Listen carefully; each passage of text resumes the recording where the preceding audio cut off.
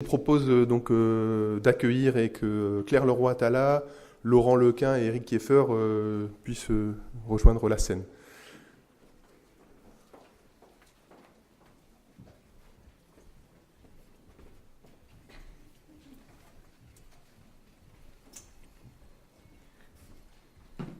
Merci.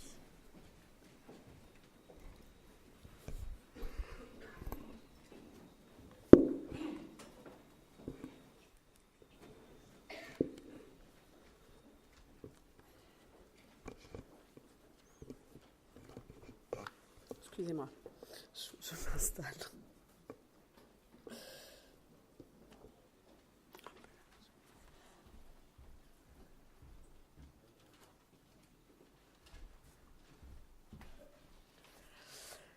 Bonjour à tous.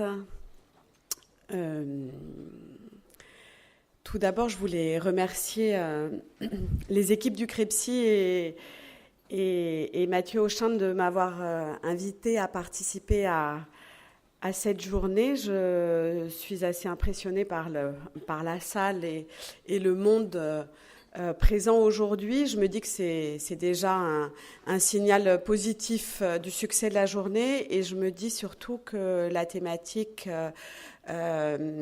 intéresse et que ça répond à un besoin effectivement de se parler sur les thématiques de l'emploi. Effectivement, c'est dommage que l'ARS puisse pas rester avec nous aujourd'hui, parce que c'est aussi important pour nous d'avoir la parole des institutions sur ce sujet sur lequel on doit progresser. Mais néanmoins, je pense qu'on a pas mal de choses à discuter sur ce thème-là, et je suis très heureuse de pouvoir aujourd'hui participer à la réflexion qui est proposée par le CREPSI. Peut-être pour vous donner quelques éléments de cadrage de mon propos et savoir d'où je parle. Moi, je suis sociologue des organisations, et cela fait maintenant presque 15 ans que je travaille sur la question de l'emploi des personnes en situation de handicap psychique, et plus particulièrement sur la manière dont cela se passe dans les entreprises, dans le milieu ordinaire de travail.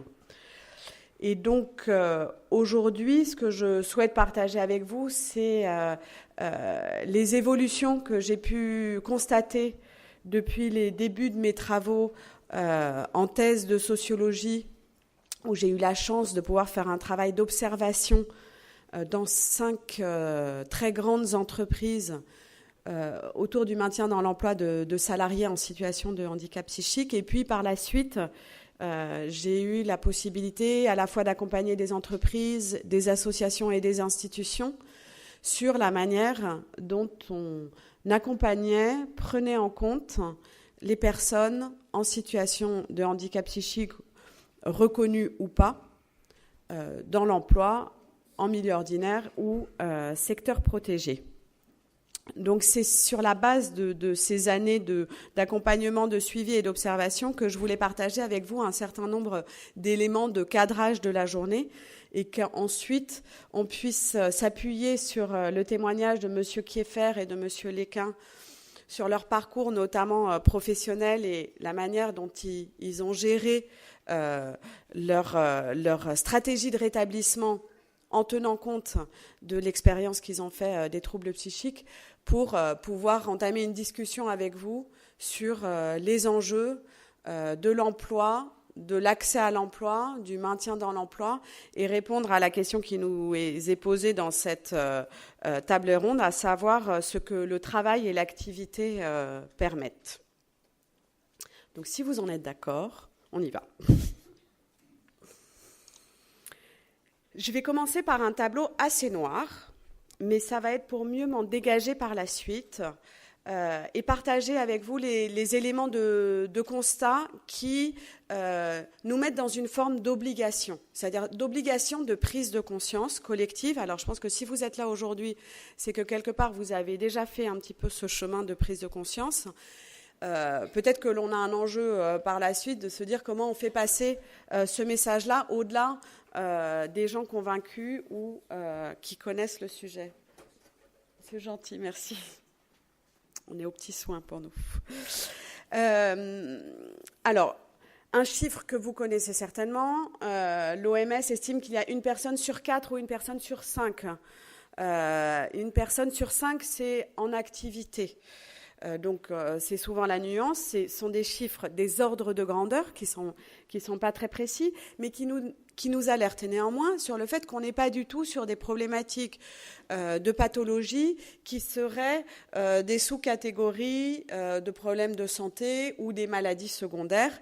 L'OMS estime que dans les 10 pathologies les plus préoccupantes au XXIe siècle, et notamment parce que générant une invalidité, sur les 10 pathologies, il y en a 5 qui concernent la psychiatrie. Donc on est vraiment sur des pathologies qui posent la question de la perte d'autonomie, de l'invalidité et du coup de la place dans la société. Et ça fait déjà maintenant plusieurs années que l'OMS nous alerte là-dessus. Là, les messages sont criants et très forts. Si on rentre dans l'emploi, il y a la principale étude qui a été faite dans enquête qui a été faite et qui a une valeur statistique parce que sur un échantillon très large sur les problématiques de santé mentale, elle a été faite par la DREES en 2014. Elle nous dit que lorsque l'on interroge les personnes en emploi, 12% estiment avoir un problème de santé mentale chez les femmes et 6% chez les hommes. Et parmi ces chiffres, parmi ces populations-là, 20% estiment que ça les gêne dans leur vie quotidienne. Pour moi, ce chiffre, il est structurant. Alors, je pense qu'il est totalement sous-estimé. C'est-à-dire qu'on est sur la base du déclaratif, mais néanmoins, il nous parle du fait qu'aujourd'hui, cette question de l'articulation entre le fait de travailler et le fait d'avoir des troubles, alors c'est les nomenclatures, on parle de troubles mentaux, moi je suis plus à l'aise avec le terme troubles psychiques, cette question de savoir comment je fais avec, comment on articule les deux, comment les deux s'équilibrent, c'est déjà une réalité pour un grand nombre de personnes. Et on n'est pas aujourd'hui en train de se poser la question de se dire est-ce que les personnes qui ont des troubles psychiques ou des maladies mentales ou un handicap psychique peuvent travailler ou pas. On n'est pas en train de se dire est-ce que le mieux c'est le milieu ordinaire ou le secteur protégé. Il me semble que la question d'aujourd'hui, c'est plutôt de se dire comment les deux s'imbriquent, de quelle manière, comment cela s'articule et comment les contraintes des deux dimensions que suppose l'emploi et suppose la maladie et le rétablissement se rencontrent.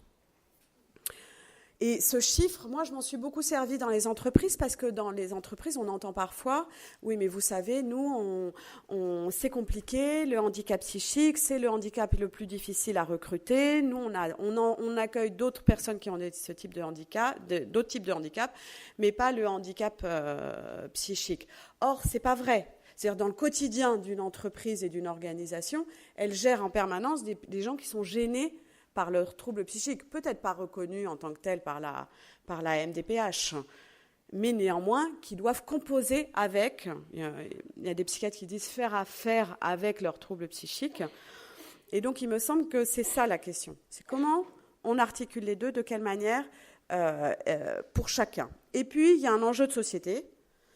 Il y a une étude qui a été faite, c'est une extrapolation de chiffres, mais qui estime que le coût de la perte de productivité liée à la mauvaise prise en charge et prise en compte des problèmes de santé mentale coûte à la société 24,4 milliards d'euros, auxquels doivent s'ajouter le coût des soins et de la prise en charge médico-sociale. Donc l'enveloppe, elle est plutôt autour de 100 milliards d'euros, ce qui est bien supérieur, par exemple, au coût dans le champ de la santé de la prise en charge du cancer. Donc on ne va pas faire une compétition entre pathologies, mais ça montre néanmoins que la société a totalement pris conscience des enjeux autour de la prise en charge du cancer. Je ne suis pas sûre qu'on soit à ce degré de maturité-là dans le champ de la psychiatrie et de la santé mentale.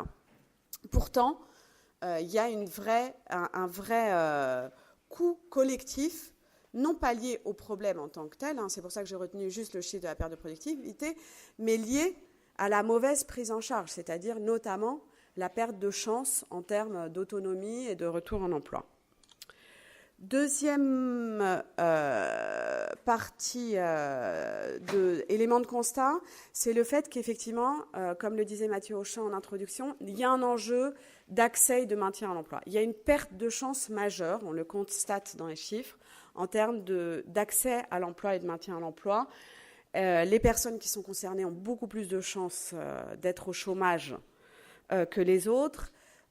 Et il y a une perte de chance en termes de maintien dans l'emploi. C'est-à-dire qu'aujourd'hui, si vous êtes en emploi et que vous déclarez des troubles psychiques, on constate qu'il y a une perte de chance en termes de maintien dans l'emploi, même par rapport à d'autres types de problèmes de santé ou de handicap. Donc là, il y a quand même un enjeu de discrimination sur lequel, collectivement, on doit tous prendre conscience de la nécessité de compenser cette perte de chance. Par ailleurs, les différentes études nous montrent que les troubles psychiques sont la première ou la deuxième cause d'arrêt maladie. Alors les chiffres sont un peu anciens, ils ne sont pas évidents à avoir aujourd'hui sur ces pathologies-là. Je me souviens qu'il y avait une étude qui avait été faite par le service d'épidémiologie chez EDF qui avait été très précis pour le coup, qui montrait que c'était la première cause d'arrêt maladie de longue durée et deuxième cause d'arrêt maladie de courte durée. Et c'était la compétition avec les troubles musculo-squelettiques. Et quand on regarde dans l'entreprise, on se dit, mais on a beaucoup entendu parler des troubles musculo-squelettiques, on a beaucoup fait de prévention, on a entendu beaucoup de messages autour de ces troubles-là, et pourtant, on a peu parlé, et on en parlera par la suite, mais de prévention, d'information sur les problèmes de santé mentale et les troubles psychiques, alors que c'est une des premières causes d'arrêt maladie. Donc on a vraiment besoin de s'en parler plus, peut-être plus simplement, et d'échanger sur le sujet. Troisième élément de constat, peut-être un peu sombre, c'est le problème des représentations négatives. Je pense qu'on en parlera dans la journée et vous le vivez au quotidien. Je voulais juste partager avec vous le fait que tout ça a été mesuré. Ce n'est pas une vue de l'esprit de se dire qu'il y a des représentations qui sont stigmatisantes. Aujourd'hui, on est capable de mesurer que lorsque l'on interroge les personnes sur est-ce qu'on peut travailler, par exemple, quand on a des troubles psychiques, plus de la moitié des répondants disent non, c'est incompatible. Et que ces représentations collectives, ces croyances collectives, pour partie erronées, elles fabriquent des pratiques discriminantes. C'est-à-dire que du coup, comme je suis persuadée qu'on ne peut pas travailler quand on a une maladie mentale, et ben moi, en tant que soignant, par exemple, je vais déconseiller à mon patient de travailler parce que ça va le mettre en difficulté et en danger. Je pense que vous l'avez tous vécu. Croyant bien faire, je vais déconseiller à mon patient de reprendre un travail pour ne pas l'exposer à un risque de rechute. Et tout ça, ça s'est basé sur un ensemble de représentations. Donc, on estime par exemple qu'une personne qui a des troubles psychiques sera moins bien acceptée dans son collectif de travail, qu'elle va avoir un rendement plus faible, qu'elle est moins polyvalente, qu'elle va avoir des problèmes de communication, qu'éventuellement les autres vont avoir des troubles psychiques quand ils vont devoir travailler avec la personne concernée. On surévalue le nombre de tâches inaccessibles. C'est-à-dire qu'on se dit, ah oui, non, mais ça, en fait, il ne va pas pouvoir le faire, notamment, je pense à tous les métiers qui nous exposent à la relation clientèle. Souvent, on dit, ah, c'est trop stressant, c'est trop difficile. Moi, j'ai rencontré plein de gens en situation de handicap psychique qui travaillent sur des postes exposés à une clientèle très dure et ils développent des stratégies, mais comme tout à chacun, on sait que c'est un poste à risque. Et puis, on pense qu'ils vont être plus absents et on associe parfois un déficit intellectuel. Donc là, il y a un combat à mener. C'est comment on fait pour déconstruire ces représentations-là et surtout comment on fait pour que les personnes concernées ne les intériorisent pas. C'est-à-dire que ce qu'on voit, c'est des personnes concernées qui se disent « Ah ben oui, mais finalement, c'est vrai, je ne suis peut-être pas si polyvalent que ça. Puis c'est vrai, je vais peut-être être absent. » Et donc finalement, on intériorise et on justifie des pratiques discriminantes. Donc là, il y a un vrai enjeu de message, parce qu'en fait, c'est toujours la même chose. On parle toujours des trains qui ne sont pas à l'heure. On parle toujours des situations de handicap psychique qui sont compliquées. Et dans l'entreprise, on le voit très bien. C'est-à-dire qu'il y a une situation qui ne se passe pas bien et on oublie les 5 années où on a réussi à accompagner des personnes, à intégrer des personnes, à maintenir dans l'emploi des personnes qui sont concernées par des troubles psychiques. Maintenant que j'ai fait ce tableau où on est d'accord pour se dire qu'il y a un gros challenge à relever et qu'il va falloir tous qu'on se retrousse les manches, et j'ai envie de dire pas que nous dans cette salle, mais les pouvoirs publics, les employeurs et l'ensemble des acteurs de la société civile, je voulais partager avec vous les éléments d'évolution que j'ai pu constater toutes ces dernières années. Tout d'abord, il y a eu quand même un vrai virage avec la loi de 2005, je pense que vous l'avez vécu dans vos métiers, dans vos expériences, cette forme de reconnaissance du handicap psychique, même si elle n'a pas changé forcément la vie des gens, elle a permis d'enclencher un certain nombre de choses. Et je pense plus particulièrement à 2 choses. Chez les employeurs, mine de rien, ça a allumé un voyant qui était de dire « Qu'est-ce que vous faites pour les personnes qui sont en situation de handicap psychique. Vous avez des politiques, une obligation d'emploi. Vous menez un certain nombre d'actions pour des personnes qui ont des problématiques de santé diverses, moteurs, sensorielles notamment, cognitives ou intellectuelles. Qu'est-ce que vous faites sur le handicap psychique ? Alors, je ne suis pas en train de dire que du jour au lendemain, ils se sont mis à mener plein d'actions très innovantes et à être très volontaires sur le sujet, mais mine de rien, ils sont aujourd'hui obligés de se poser la question, et je fais une petite parenthèse. Là, par exemple, on m'a demandé d'animer un groupe de travail avec des entreprises sur comment piloter une vraie stratégie de prise en compte de la santé mentale dans mon entreprise, et notamment du handicap psychique.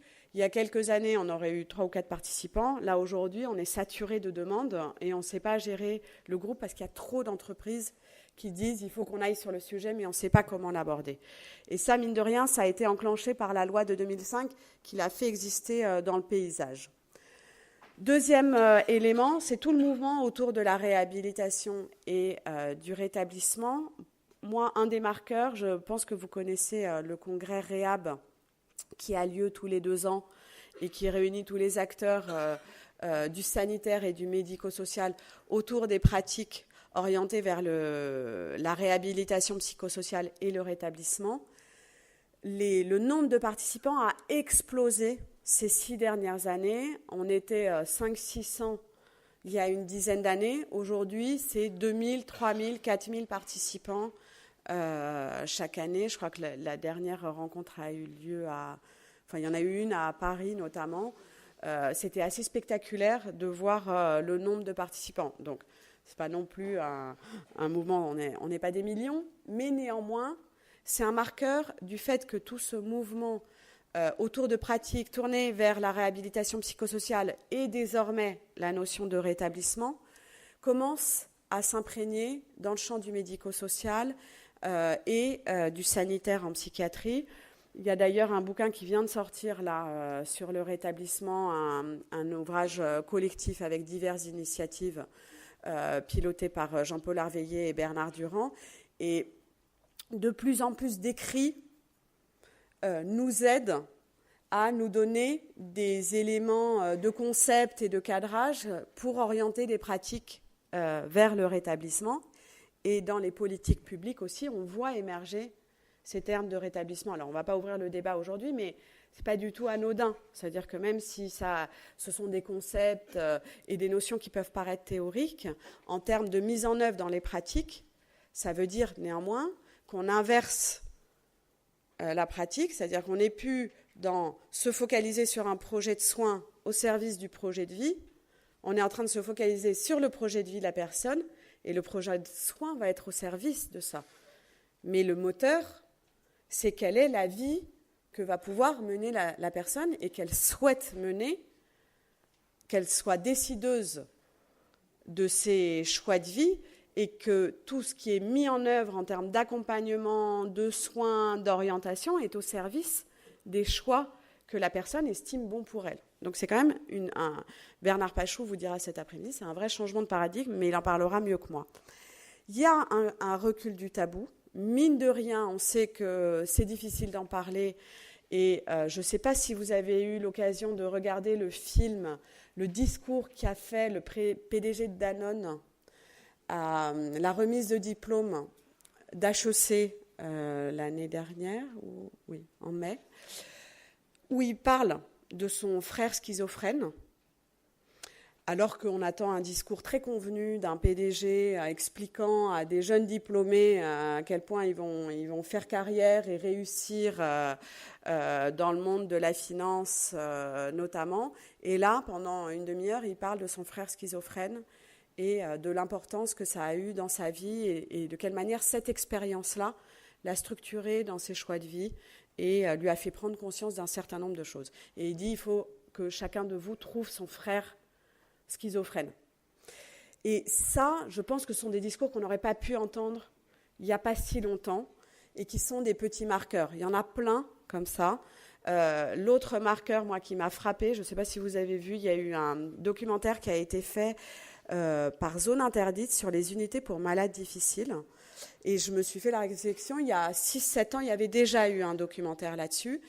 Et comme à chaque fois, je l'avais regardé en disant, mais c'est insupportable, c'est hyper stigmatisant, ça ne fait que renforcer les images que l'on a de la psychiatrie, du fou, violent.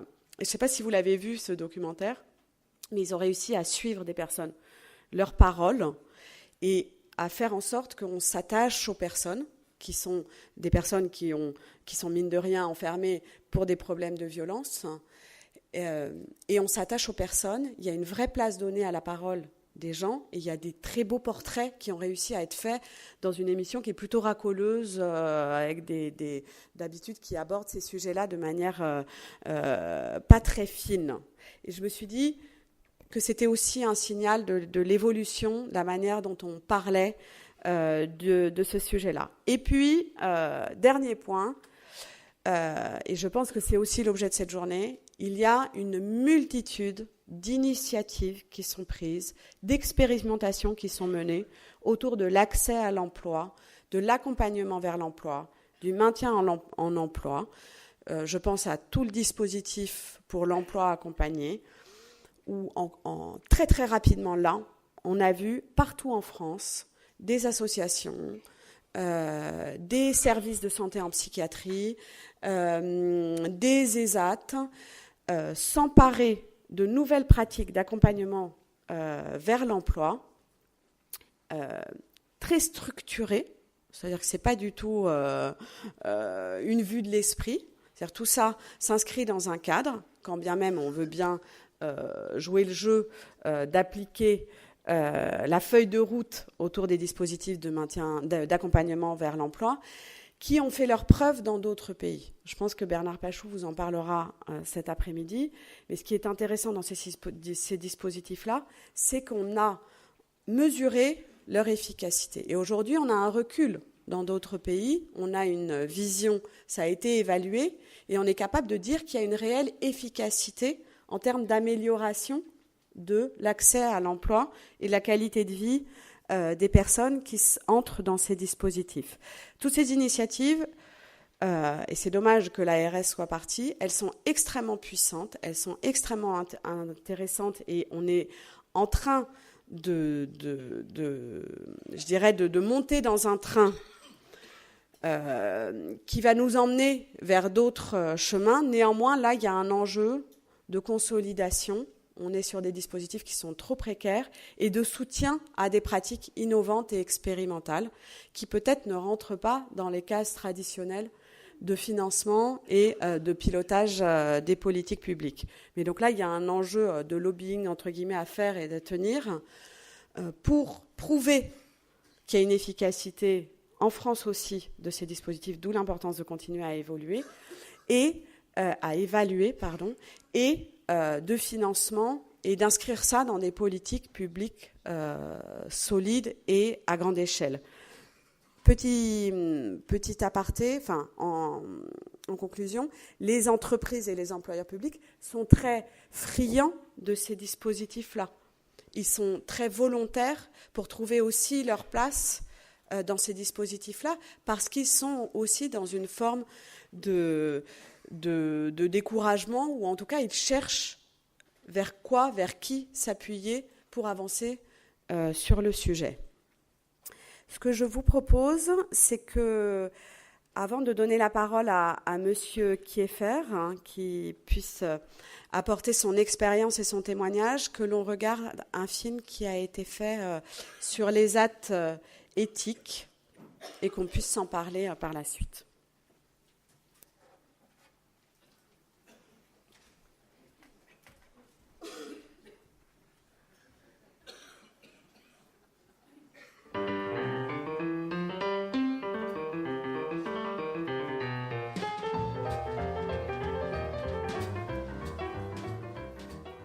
Moi, c'est Joseph Wall, j'ai 33 ans.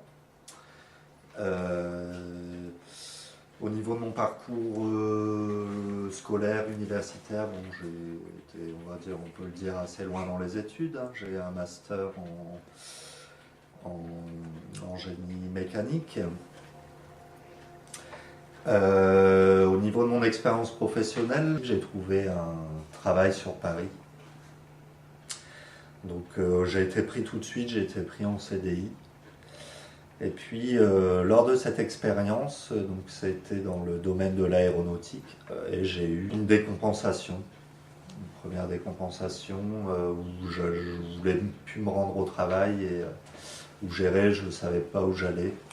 J'étais sur Paris, je prenais un métro mais sans savoir où aller. J'ai déménagé dans le nord, donc pas très loin de chez moi, mais dans le nord. Et puis après une hospitalisation, j'ai eu un traitement qui me correspondait bien. J'arrivais à vivre avec. Depuis 2010, j'ai eu des périodes où je n'ai pas travaillé pendant 3 ans. Depuis ce temps-là, j'ai un suivi, bien sûr. Et on m'a orienté vers un ESAT un peu particulier, qui est l'ESAT éthique. On m'a demandé ce que je voulais faire, ce que je savais faire, mes compétences. On a travaillé ensemble. Et j'ai trouvé un lieu de stage, donc ici, la société Terratech, qui est une jeune entreprise. On conçoit, on prototype et on assemble, je dirais, des outils agricoles spécialisés pour le maraîchage biologique. Je pense que je suis capable de faire des choses, que j'ai des compétences qui peuvent être utiles à mon entreprise. Alors on a rencontré Joseph, il s'est présenté il y a quelques temps ici pour nous demander si on pouvait le prendre en tant que stagiaire pour commencer. Et donc on l'a pris pour faire un essai et voilà, on a continué comme ça avec lui. Je m'accepte comme je suis. Je sais que je suis capable de faire des choses, peut-être même des choses que d'autres personnes ne savent pas faire. Ça a vraiment été un hasard parce que Joseph, il est venu, comme dit Pierre, en stage. On ne savait même pas qu'il avait un handicap au départ. On ne savait pas quoi, on ne savait pas comment. Et voilà, Joseph, on le manage comme quelqu'un de normal et on lui donne les mêmes choses à faire pour qu'il puisse aussi s'intégrer à la structure. Et puis progressivement, on m'a confié plus de responsabilités. J'ai commencé à gérer aussi l'organisation de l'atelier. Je m'occupe également des stagiaires. Je modélise des pièces, je fais des choses comme ça pour préparer les nouveaux produits. Vachement intéressant avec Joseph, c'est aussi un profil double, dans le sens où il est à la fois technique, il a un savoir technique en dessin, et aussi Joseph est très manuel. Par contre, avec Joseph, on prend le temps. On sait qu'il faut prendre le temps. C'est vrai qu'on a tendance à vérifier toujours son travail, c'est important parce qu'on n'a pas encore confiance 100% à ce qu'il fait, surtout des machines qu'on envoie, il faut que ce soit quand même bien monté, etc.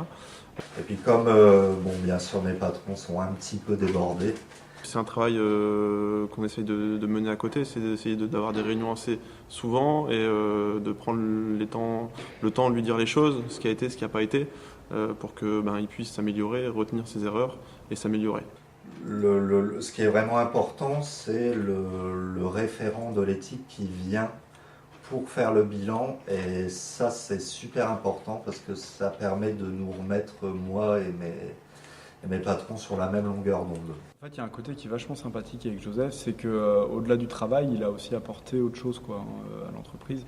On ne se parle pas, nous, avec Pierre, on ne se parle pas, on n'a pas le temps.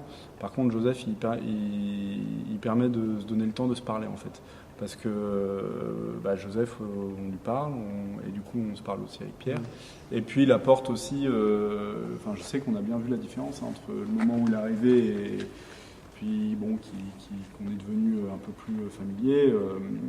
Il apporte autre chose, quoi. Il apporte de l'humain aussi. Une ambiance de travail. Ça fait bientôt 1 an et demi que je suis ici, donc c'est peut-être la plus longue expérience professionnelle que j'ai eue depuis le départ. J'ai la chance d'être dans une ambiance de travail sympathique, où bien sûr je dois rendre des comptes.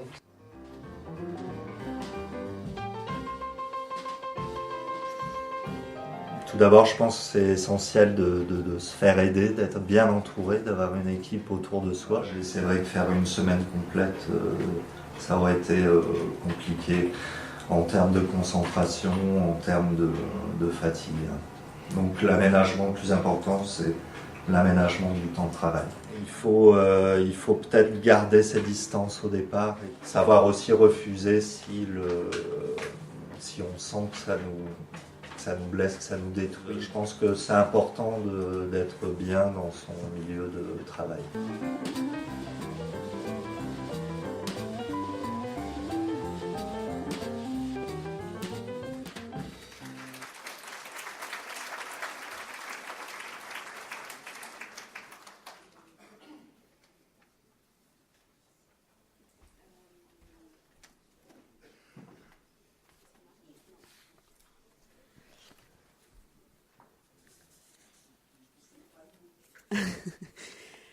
Monsieur Kieffer a accepté de partager son expérience et notamment son parcours à la fois de santé et de travail et plus particulièrement son lien avec les athétiques. Merci beaucoup de prendre la parole. C'est toujours hyper stressant de parler devant une grande salle, mais on est tous là avec une écoute bienveillante, donc allez-y tranquillement. Bonjour à tous, je suis un usager des soins psychiatriques. C'est à ce titre que l'on m'a demandé de faire une intervention aujourd'hui. Je vous décrirai mon parcours professionnel, mon histoire, afin de témoigner de mon vécu de personnes souffrant de troubles psychiques. Je vous parlerai du handicap dû à cette maladie. Ma pathologie, elle a commencé à la fin de mon adolescence. Mal dans ma peau, j'entendais les gens se moquer de moi dans la rue. Ce phénomène augmentait d'année en année, puis de jour en jour. Un véritable harcèlement. Bon élève en bac STI puis en BTS, mon choix s'est porté sur une école d'ingénieur en apprentissage. Le principe était de passer 3 mois dans la même entreprise et 3 mois en cours. Je n'ayant jamais eu l'occasion de travailler, ce fut mon premier emploi. Le problème était que les sarcasmes étaient de plus en plus présents, non seulement dans la rue, mais en cours et en entreprise. J'y reprendrai lors d'un voyage de promotion où des amis ont compris et m'ont expliqué que j'hallucinais. Après analyse, je pense que mon entrée dans la vie active a développé ma pathologie, la schizophrénie. Je dormais de moins en moins, hallucinais de plus en plus, mes idées délirantes de persécution étaient de plus en plus profondes et intenses. Pourquoi en suis-je arrivé là ? Je n'étais peut-être pas prêt pour le monde du travail. Trop de stress, la découverte d'un nouvel environnement, où la maladie était latente à exploser à ce moment-là. Les conséquences sont encore dures à assumer pour moi, en vue des années de maladie que j'estime avoir perdues. Je perdais l'appétit, ne dormais plus, la qualité de mon travail en cours et en entreprise était de moins en moins bonne. Je me suis plongé dans un mutisme profond, m'isolais de plus en plus de mes collègues et de mes camarades de classe. Et pour finir, je me suis enfermé dans mon propre monde, éloigné d'une réalité partagée, plus douce et paisible que celle dans laquelle je croyais vivre. Le résultat fut de ne pas être diplômé, alors que j'étais major de promotion en BTS. J'avais la prétention de devenir ingénieur. Puis une prise en charge à l'hôpital de jour de Bourdin. Par chance, je n'ai pas été hospitalisé à plein temps. Lorsqu'on m'a proposé de venir à cet hôpital, j'ai eu du mal à accepter au départ, toujours convaincu qu'il fallait que je retourne à la vie professionnelle, ressentant cela comme une obligation venant aussi du corps médical. Je comprends aujourd'hui que cette sensation n'était pas forcément réelle. À la recherche d'un travail, comme un but absolu, et avec une pression que je pensais venir de mon entourage, et étant surtout sûr c'est ce qu'on attendait de moi. Je n'avais pas réalisé dans quel état de santé je me trouvais, sans doute aux causes du manque d'informations sur ma pathologie. Après 2 ans de soins, j'ai intégré une formation de dessinateur industriel, puis un bilan de compétences spécialisées en santé mentale. Ce qui m'a donné un peu plus confiance en moi. Puis à l'occasion d'un stage, j'ai intégré l'entreprise dans laquelle j'ai fait mon apprentissage d'ingénieur. Moi, celui qu'on insultait, était accueilli chaleureusement, juste avec des interrogations sur ma prise de poids. Entre-temps, les neuroleptiques m'ont fait prendre 20 kilos. Ma nouvelle mission était de participer à un groupe de travail sur une refonte complète des plans de l'usine. Puis le groupe s'est arrêté. On m'a alors changé d'affectation. J'ai été chargé d'un gros projet informatique. Avec le recul, ce projet était trop stressant pour moi et la charge de travail trop importante. Il est clair aujourd'hui que je n'étais pas conscient de ce que j'appellerais mon handicap, ma fragilité. Je pensais en avoir fini avec la maladie, ne prenais presque plus mes médicaments. Je garde assez peu de souvenirs de cette période. Le peu de choses dont je suis sûr, c'est que l'on m'a mis en invalidité partielle après un contrôle de la CPAM de mon arrêt maladie. J'ai réintégré l'hôpital de jour à forte dose d'anxiolytiques. Le sentiment d'être épuisé et l'impression puissante d'être suivi par des enquêteurs de la sécurité sociale pour contrôler mon invalidité à chacun de mes déplacements. À grand renfort de soins, sur une période de 2 ans et demi, j'ai commencé à aller de mieux en mieux. Mais le fait de retravailler semblait inespéré pour moi et pour mes proches. Puis on m'a parlé de travail à l'ESAT éthique et pour établissement de travail intégré à la cité. Cet ESAT, dit hors les murs, a la particularité de placer ses usagers dans des entreprises dites ordinaires avec un suivi professionnel et socio-éducatif important. Finalement, le principe de cet établissement est de trouver un équilibre entre le potentiel et le savoir-faire et les difficultés de ces recrues. L'avantage de l'ESAT est qu'il propose des aménagements personnalisés pour chacun des usagers, tels que sur le plan professionnel, le travail à temps partiel, la recherche d'entreprises partenaires, des entretiens individuels au sujet du bien-être au travail, des objectifs à réaliser, des formations professionnelles, des entrevues et des médiations avec les équipes et les dirigeants de l'entreprise partenaire, et une adaptabilité du poste suivant l'état de santé de l'usager. Du point de vue socio-éducatif, des entretiens permettant une évolution au point de vue administratif visant à de long terme à une autonomie, des aides au niveau de la gestion financière, de la réhabilitation sociale, comme par exemple les transports en commun, et le développement de réseaux sociaux de l'usager. Il a donc fallu, à ce moment-là, que je comprenne et que j'accepte mon handicap. Nous avons alors rempli un dossier MDPH d'orientation ESAT avec l'assistante sociale. Le médecin psychiatre qui m'a pris en charge à l'époque a rédigé une lettre que je n'ai jamais eu le courage de lire. Nous avons construit un projet professionnel avec les responsables de l'éthique, puis une période d'évaluation de mes compétences. À travailler en stage dans un bureau d'études. J'ai intégré une entreprise de serrurerie, où l'un de mes premiers projets a échoué. Déçu et déprimé, j'ai alors fait une décompensation anxieuse durant 1 mois. Un changement professionnel a dû être opéré. Je suis alors devenu assistant administratif. Après la rupture de la mise à disposition de cette entreprise 2 ans plus tard, j'ai intégré 2 autres bureaux d'études en tant que dessinateur industriel. J'ai aussi fait de grands progrès depuis mon entrée à l'éthique. J'ai appris à me déplacer, à parler, même si le fait de demander de l'aide au niveau professionnel reste difficile. Pour ma part, j'ai compris et appris que mon handicap s'exprimait le plus dans le monde du travail. Je suis fatigable par les traitements neuroleptiques. J'ai des problèmes de concentration et mes oublis sont fréquents. Le fait que je manque de confiance en moi me fait vérifier plusieurs fois mon travail avant de le rendre. Cela ralentit ma vitesse de réalisation des tâches qui me sont confiées. Le plus important pour moi sont les médiations avec mes supérieurs hiérarchiques et le chargé d'accompagnement professionnel des athlétiques. Ces premiers peuvent oublier mes difficultés, mon handicap et me voir comme un salarié ordinaire. Ces échanges me réconfortent aussi dans le sens où je suis à ma place dans l'entreprise d'accueil. L'organisation de mon travail et la lutte contre mes difficultés se construisent d'entretien en entretien, avec des outils tels que les tableaux d'évaluation, de l'aide à la prise de notes et à la structuration de mes tâches, et des points réguliers sur l'avancée de mes travaux. Il faut aussi préciser que les salariés de l'entreprise d'accueil doivent avoir ou apprendre une ouverture d'esprit sur le handicap, même s'il n'est pas visible. Même si la gestion du stress reste cependant compliquée et peut réanimer certains aspects de ma pathologie comme des idées délirantes, telles que fut l'impression que mon travail n'était pas satisfaisant ou l'attente de la rupture de mon contrat imminente. C'est lorsque ces impressions sont trop pesantes et trop difficiles à gérer que je dois faire appel à l'équipe de l'ESAT. Une remédiation cognitive m'a été aussi proposée pour gérer mes différents troubles et difficultés au niveau cognitif. Après un bilan complet de mes difficultés, au niveau de la concentration et de la mémoire, mais aussi par exemple au niveau de la lecture des émotions, on m'a convié à faire un atelier nommé SIT. J'ai beaucoup réfléchi à l'occasion de ce forum. Pourquoi travailler ? Pourquoi prendre de nouveaux risques pour ma santé ? Que me permet le fait de travailler ? Les réponses sont multiples et variées dans leur domaine. L'avantage premier est concret et pragmatique. Le travail me permet une certaine autonomie financière. Mes revenus sont supérieurs grâce à mon activité professionnelle par rapport aux différentes allocations que je peux ou pourrais percevoir.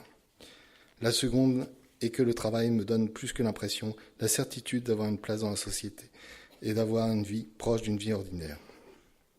Même si cela peut choquer, le fait de ne pas travailler et de ne pas chercher d'activité professionnelle est un facteur de marginalisation.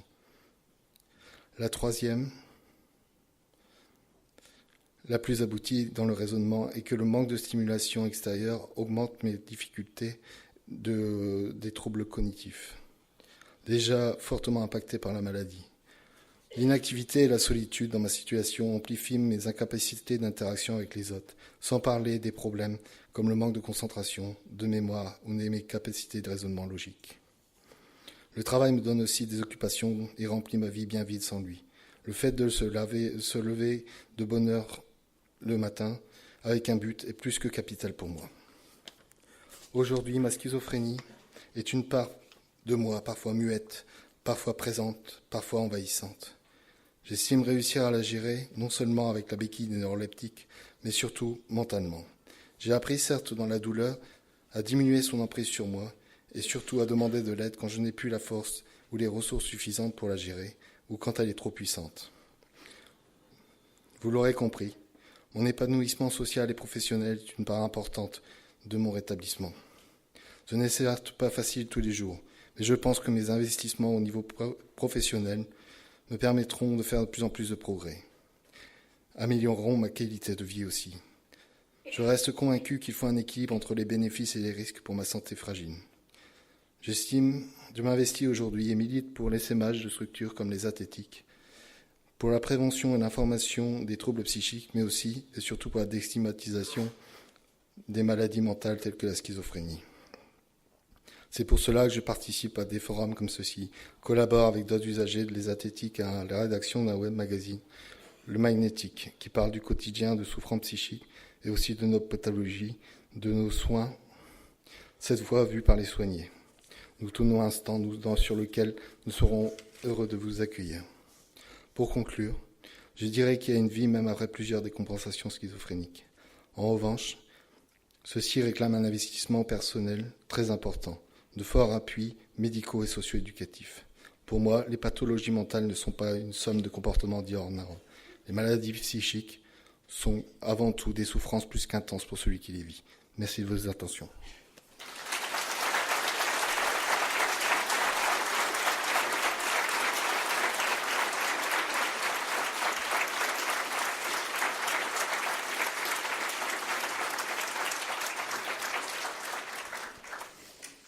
Merci beaucoup, Monsieur Kieffer.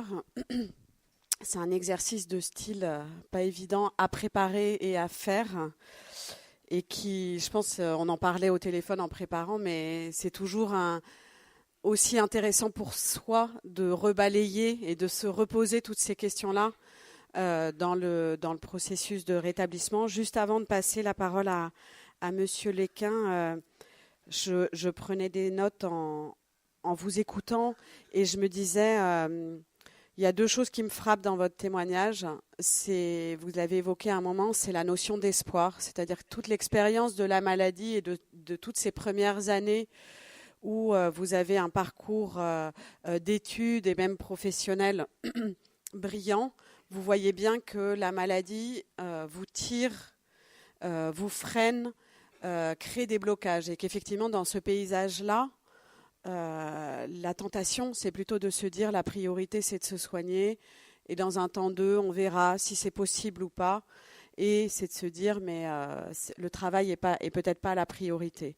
Et on voit bien le processus dans lequel vous êtes entré, où vous êtes en permanence dans une espèce de petit à petit, vous avez appris à négocier avec ce travail qui à la fois est au cœur de votre processus de rétablissement et en même temps vous êtes conscient qu'il y a une zone de risque qui vous met en risque, mais il me semble que les deux sont intrinsèquement liés et on voit bien à quel point il a fallu vous construire une autre identité que celle de malade, c'est-à-dire que vous n'êtes pas un schizophrène, vous êtes une personne qui cherche sa place dans la société et qui va composer avec ces troubles liés à la schizophrénie.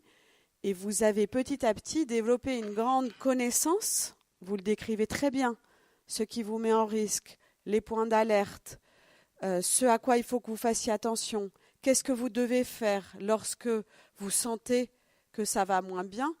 Et vous avez développé finalement une grande expertise par rapport à votre équilibre de vie et votre pathologie.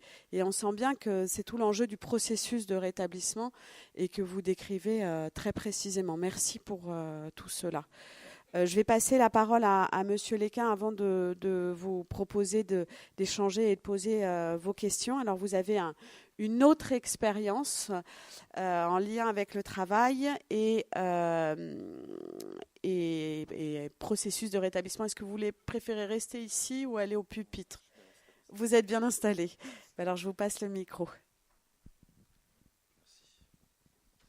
Bonjour à toutes et à tous. Donc, je me présente, Laurent Léquin, j'ai 47 ans, j'habite dans la région de Maubeuge. Donc, moi, forcément, j'ai un parcours différent de celui de Monsieur Kiefer, étant donné que mon handicap psychique fait suite à une maladie causée dans le monde du travail. Voilà. Donc, en 2011, j'ai déclaré un burn-out sévère.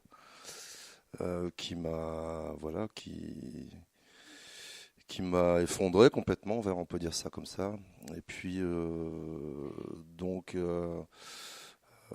ça a été vraiment très difficile pour moi pendant les 4 premières années. Donc j'étais hospitalisé de nombreuses fois, j'ai fait 2 ans d'hôpital de jour. J'ai fait de la remédiation cognitive, un peu toutes les techniques pour pallier aux problèmes cognitifs. Et donc 4 années vraiment très dures. Au départ, le burn-out était tellement fort que j'arrivais à peine à marcher. Au bout d'un mois, je savais toujours quasiment pas marcher. Donc je suis vraiment parti de très très loin sans savoir où j'allais arriver. Donc 4 années vraiment difficiles, parce qu'il faut savoir, quand on rentre dans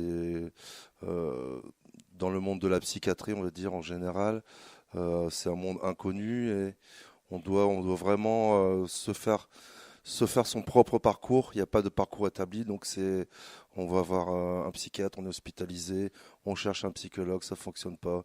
On essaie d'avoir de l'aide de partout, mais ça dépend vraiment de la démarche qu'on a. Donc un parcours du combattant comme ça pendant 4 ans, donc c'est vraiment très épuisant avec des hauts, des bas. Et puis vient de plus en plus l'isolement, parce que on se retrouve assez isolé socialement au fil du temps. Les amis, les connaissances, les camarades de travail, tout ça, ça part assez vite, surtout quand on déclare une maladie mentale. Ça fait assez peur. Donc voilà, au bout de ces 4 années, j'avais fait un peu le tour, on va dire, de ce qui était proposé dans le cadre du soin. Et donc j'étais isolé, je sortais vraiment très peu, vraiment pour choses importantes, le médecin, des courses une fois semaine, ça s'arrêtait un peu à ça. Donc ce qui me manquait vraiment, c'était une sociabilisation. J'avais aucune activité. Pour moi, voilà, j'arrivais pas à gérer mes journées. C'est très difficile de gérer ces journées. C'est à ce moment-là que j'ai décidé de franchir la porte d'un GEM. J'avais vu l'affiche dans la salle d'attente du CMP où je consultais. Donc je l'avais vu depuis 2 années sans savoir trop ce que c'était. On m'en avait pas parlé. Et puis voilà, un peu, on va dire, à court de solutions. Je dis bon, essayons d'ouvrir cette porte-là, voir ce qui s'y trouve. Au départ, c'est vrai que j'ai hésité. Je me suis dit, je suis concerné ou pas. Enfin, on se demande, est-ce que je suis assez. Mon cas est. Voilà, est-ce que mon cas est assez, entre guillemets, grave, conséquent pour qu'on s'occupe de moi. Enfin, on se pose vraiment des questions. Et j'ai franchi cette porte. Et puis, là, j'ai trouvé un accueil chaleureux. De la bienveillance, du non-jugement dans les rapports sociaux. Et petit à petit, j'ai commencé à ressortir de chez moi, fréquenter le GEM. Et puis, donc mon état de santé a commencé à s'améliorer très nettement, malgré que les dispositifs GEM ne proposent pas comment dire, de soins proprement dit, mais il y a un effet entre guillemets de guérison du fait des rapports sociaux, on va dire ça. Donc petit à petit, je me suis investi dans ce GEM pour en devenir finalement président. Et donc tout ça me fournit une activité. Donc pour l'instant au niveau du travail, je suis sans activité puisque j'étais mis en retraite pour invalidité de la fonction publique et je suis actuellement inscrit à Cap Emploi puisque reconnu par la MDPH aussi. Et donc là j'en suis un peu à l'heure du bilan. Pour ce qui est de la recherche d'une activité professionnelle. Par contre, à côté, parallèlement, j'ai développé les activités au GEM en tant que président, et justement parce que j'ai le temps disponible. Il faut savoir aussi que avec mon parcours, je fais les choses quand je peux les faire, et je vis plus ou moins au jour le jour, ou quand ça va, je fais les choses, quand ça va pas, je patiente. Donc en ce moment, ça va, j'ai du temps, donc voilà, ça donne aussi un sens à mon activité. Je veux pas non plus faire une activité pour faire une activité, ça n'a pas aucun intérêt. Donc là avec le GEM je suis bien servi et on travaille en ce moment sur l'élargissement des partenariats, le développement des réseaux avec le conseil local en santé mentale qui se met en place actuellement. Je tiens à saluer monsieur Villeron qui est présent dans la salle, qui est coordonnateur du CLSM sur Maubeuge et qui fait vraiment un très grand travail. On est aussi sollicité pour le conseil territorial en santé mentale de l'ARS. On participe au réseau précarité santé mentale, plus toutes les relations avec la mairie, l'agglo, les établissements, les partenaires sociaux. Voilà, donc le GEM avait décidé cette année de développer vraiment cette partie. Et bon, vu les résultats, on y parvient. Voilà pour mon parcours. Donc oui, je disais, une activité avec un sens, si vous voulez faire une activité pour faire une activité, c'est un peu, je veux pas, c'est un peu ce qui est proposé en milieu médical, par exemple. Et en faire une activité pour faire travailler un peu les neurones, des choses comme ça. Mais bon, c'est pas.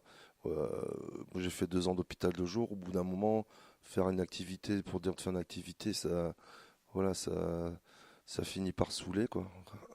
Soyons clairs. Et donc trouver vraiment donc c'est nécessaire, hein, c'est pour se reconstruire, mais après voilà. Donc pour l'instant, je suis toujours dans la recherche de ce que je vais faire, puisque voilà, ma difficulté, c'est que voilà, mes troubles viennent du fait mauvaise expérience sur mon lieu de travail. Donc vous comprenez que pour moi c'est très difficile de refranchir le pas et voilà, de nouveau obéir à certaines règles hiérarchiques. Voilà. Donc pour l'instant mon activité en tant que président me convient parce que j'ai la liberté de mes horaires, de mon implication.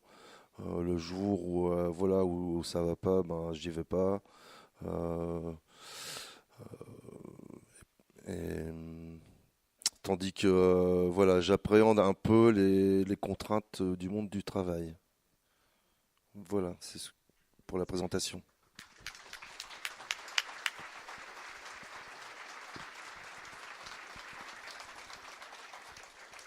Merci beaucoup, Monsieur Léquin. Je notais la phrase que vous avez dite. Il y a en quelque sorte un effet de guérison, alors qu'on n'est pas dans un lieu de soins. Et effectivement, ce que montrent les travaux de recherche là-dessus, c'est que le fait de travailler diminue la symptomatologie, diminue le nombre de rechutes, diminue les problèmes d'addiction qui sont parfois liés. Donc en termes de symptomatologie pure, en effet, on constate cela. Et puis, je dirais, il y a un effet sur le rétablissement, parce que comme je le disais tout à l'heure, on se reconstruit une identité qui est d'un autre ordre que celle de l'identité de patient. C'est une identité qui se construit dans le lien et notamment la reconnaissance par les pairs de ses compétences, de son utilité et de sa valeur. Et donc, on sent bien que pour vous, il y a un enjeu de se dire, est-ce que je retourne dans le vrai travail ? Moi, de l'extérieur, ce qui me semble important, c'est qu'aujourd'hui, vous avez une activité. Vous me disiez tout à l'heure, en prenant le café, ça me prend à peu près 30 heures par semaine. Et en fait, vous êtes dans cet enjeu de l'activité utile. Vous avez parlé de sens. Moi, j'utiliserais peut-être le terme d'utilité. Et on voit bien que c'est ce passage-là qui est structurant. C'est est-ce que ce que je suis en train de faire va être utile aux autres, a une valeur pour les autres, et me permet d'avoir une identité et une reconnaissance qui est au-delà de mes centres d'intérêt individuels et personnels. Et c'est en cela que le travail est très structurant par rapport à la notion de rétablissement. Et il y avait un autre point qui m'a marqué, et du coup je rebondis aussi sur le témoignage de M. Kieffer, c'est vous avez dit qu'il y a quand même un moment où j'ai été dans un environnement bienveillant, chaleureux, où je ne me suis pas sentie jugée. Puis d'ailleurs, on voit bien dans le film sur les AT, la personne qui dit « mais je ne sais pas d'ailleurs quelle pathologie, quel handicap il a ». Et on a besoin de ce regard-là. Et c'est déterminant dans l'évolution des pratiques, notamment dans le champ médico-social. C'est le changement de regard que l'on arrive à porter. Alors, pour les personnes qui ne connaissent pas tout le champ de la santé mentale et de la psychiatrie. Donc effectivement, qu'on puisse leur apporter un certain nombre de connaissances pour démonter les représentations négatives, mais aussi dans le secteur de la santé et de l'accompagnement et du médico-social, c'est notre capacité à changer notre regard aussi sur les personnes que l'on accompagne ou que l'on soigne, c'est-à-dire comment on fait pour les voir au-delà de leurs pathologies, leurs besoins, leurs manques, parce que malheureusement, on a des dispositifs qui sont construits sur l'évaluation de la déficience, du handicap, des difficultés, et du coup, on se centre là-dessus. Et l'enjeu, c'est de se dire, et le GEM a cette puissance-là, qui est de se dire, on se détache de la pathologie du handicap pour aller voir quels sont les centres d'intérêt, qu'est-ce que tu peux apporter au collectif, quel rôle tu vas pouvoir prendre, quelles sont tes idées, quels sont tes réseaux pour faire vivre le GEM. Et du coup, tout d'un coup, c'est ça qui va être l'accroche et qui, du coup, de fait, va provoquer du rétablissement ou de la guérison. Vous voulez réagir ? Oui, dans le GEM, en fait, ce qui est très important, c'est le phénomène de paire et danse et l'émulation aussi qui se constate, les anciens qui vont mieux, qui prennent en charge les primo-arrivants et qui voilà, c'est pour certains qui les parrainent ou qui les accompagnent dans leur premier trajet pour franchir le pas. Et voilà, donc la paire aidant, c'est aussi pour ma part aussi pour mon rétablissement un certain militantisme à faire connaître les problèmes liés au handicap psychique et à faire porter ma voix pour en parler sur les scènes publiques. Peut-être aussi me faire porte-voix de personnes qui ne sont pas en état de témoigner ou de s'expliquer devant des gens comme ça. D'ailleurs, merci au CREPSI pour ce qu'il permet dans ce cas-là par rapport à l'expression des personnes concernées par le handicap psychique, autant dans les sensibilisations, les conférences ou les formations. C'est vrai que c'est relativement nouveau qu'on donne autant la parole aux personnes concernées et ça va aller grandissant, je pense. Je vous propose qu'on laisse la parole à la salle. On les autorise à poser des questions ou à partager leurs ressentis. Alors, est-ce que vous pouvez prendre un micro pour qu'on soit sûr que tout le monde vous entende et peut-être vous présenter rapidement le micro ne fonctionne pas.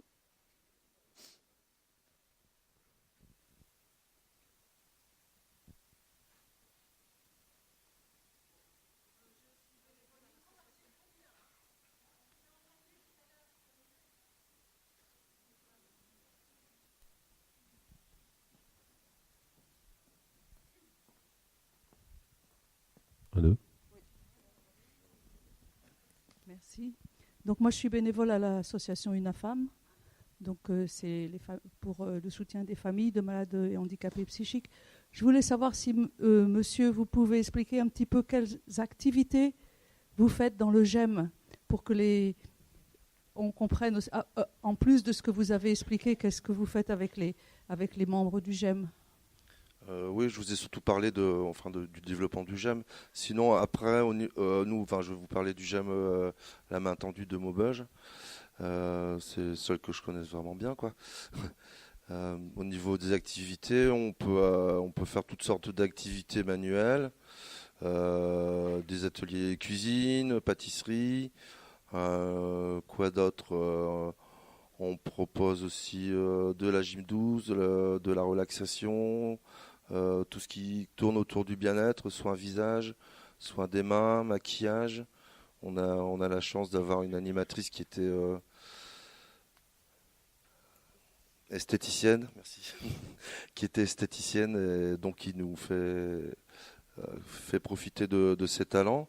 Après, différents jeux, enfin, on a des jeux de société, fléchettes, ping-pong, un peu tout ce qu'on veut. Après, on peut faire aussi on a des projets à plus long terme, comme pour cette année, on a fait une exposition photo dans le cadre du forum JAD sur Maubeuge, c'est la journée de la dépendance. Donc, certaines personnes prennent les photos, après il faut passer commande, les cadres, mettre sous cadre. Donc chacun, selon ses moyens, participe. Après, d'autres ont participé uniquement à aller installer sur place l'exposition. Voilà, donc ça c'est le genre d'activité à long terme.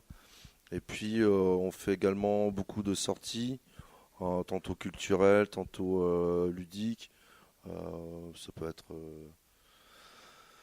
un bowling, une exposition, une journée à la mer. Cette année, on est allé 4 jours au Puy du Fou. On a loué un minibus, on est descendu voilà, pendant 4 jours. Voilà, toutes sortes d'activités.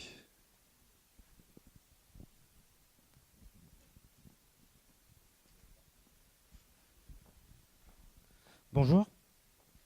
Dimitri Ibrahim, je suis encadrant et aussi conseiller en insertion dans une structure associative sur Roubaix, originaire de Maubeuge, donc on aura peut-être l'occasion de se voir.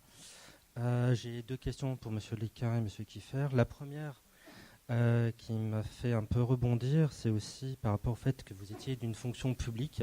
Alors je ne sais pas laquelle vous étiez d'originaire, et je ne vais pas tirer sur une ambulance.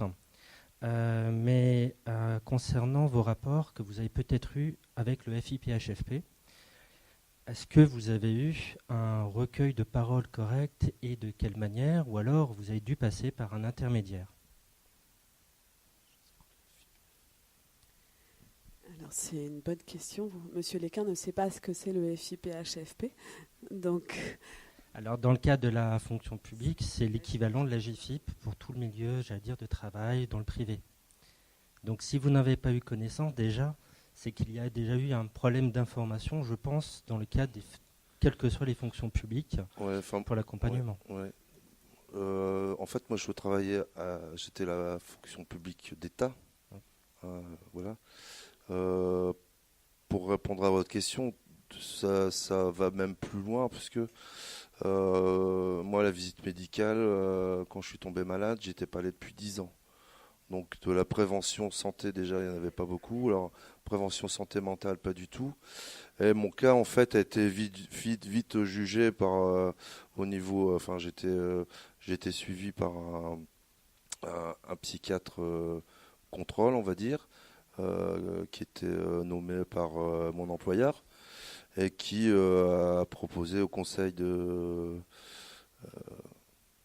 au comité de réforme, en fait, une inaptitude à toute activité professionnelle.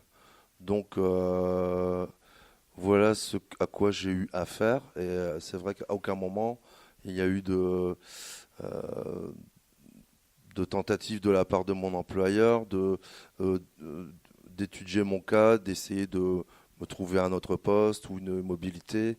Voilà, la seule réponse que j'ai eue de mon employeur, c'est ça.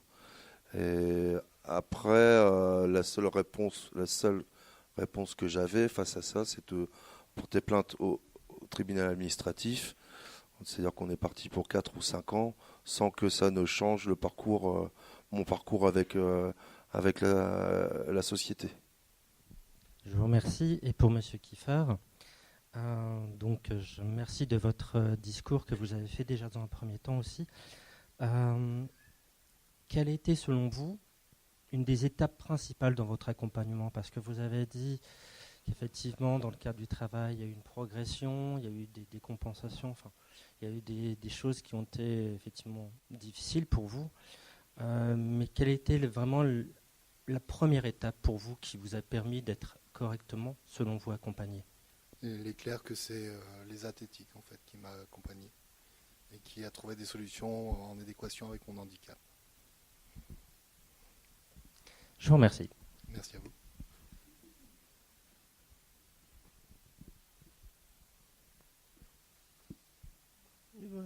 Bonjour, je vais essayer de m'expliquer un petit peu. Je ne sais pas si vous m'entendez. Il faut peut-être rapprocher un petit peu le micro de votre bouche. Voilà, j'ai une maladie mentale qui est fort handicapante pour moi. Je ne travaille plus depuis 2013. J'ai mon mari qui est tombé au chômage et il y a un petit problème aussi et on est un petit peu dans la nature là comme ça, là, on ne sait pas trop comment faire. J'ai été un petit peu maladroite par rapport à ma maladie parce que je me fais facilement des fausses idées. Quand je m'aperçois, c'est difficile de revenir sur Terre. Là aujourd'hui, ma question c'est est-ce que vous pouvez nous aider tous les deux? Mon mari a travaillé des années, donc il est capable de travailler. J'étais à Cap Emploi à une réunion. Là, j'ai expliqué les difficultés. Au lieu d'abord de parler de ses compétences, ils nous ont dit qu'ils ne pouvaient pas s'occuper de nous à Cap Emploi. Donc on est un petit peu perdus. Donc voilà quoi. Je ne sais pas s'il y a des... Vous avez besoin de conseils en tout cas. Voilà, oui. Alors, je pense que M. Kieffer et M. Léquin ne sont malheureusement pas des experts de l'insertion professionnelle et là où éventuellement ils peuvent vous aider, je pense, et peut-être en discutant effectivement de ces moments où vos deux témoignages, ce qui à mon avis est très important, c'est de montrer qu'il y a des moments qui sont très difficiles, où on s'imagine que tout est bouché, qu'on ne va pas s'en sortir, et de voir qu'en fait il y a des rencontres, il y a des lieux où on arrive à trouver une accroche, des points d'appui, et du coup, tout d'un coup, des perspectives se redessinent et mêlées, moi ce que j'ai entendu dans leur témoignage, c'est des perspectives mêlées avec un engagement très fort de leur part. Vous avez dit, ça me prend beaucoup d'énergie, c'est un vrai engagement d'être dans ce processus-là. Donc c'est vrai que si Cap Emploi n'a pas pu vous répondre, alors je ne sais pas si aujourd'hui dans la salle il y a peut-être des associations et des structures qui peuvent vous aider. Je pense qu'il ne faut pas se décourager, aller taper à la porte d'autres structures. Typiquement le GEM peut être un lieu où vous pouvez avoir des conseils et des idées. En tout cas, il y a peut-être un SAMSA ou un SAVS aussi qui peut vous orienter et vous permettre de trouver la bonne accroche pour vous aider dans vos recherches et votre évolution. D'accord, merci.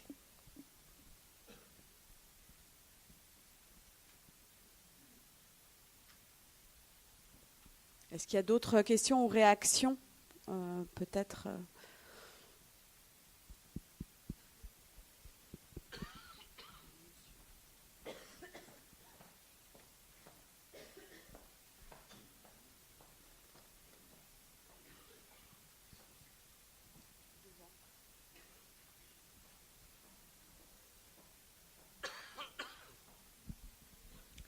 Bonjour, Laurent Planck, Fédération régionale de recherche en santé mentale. Merci beaucoup Éric Kieffer et Laurent Lequin pour vos témoignages.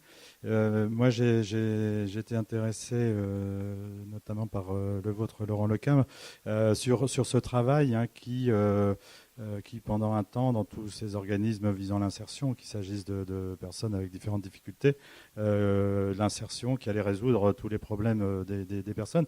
Merci beaucoup de nous avoir dit qu'aujourd'hui, le travail est aussi décrit comme facteur qui pouvait générer lui-même du trouble, de la maladie, de la souffrance.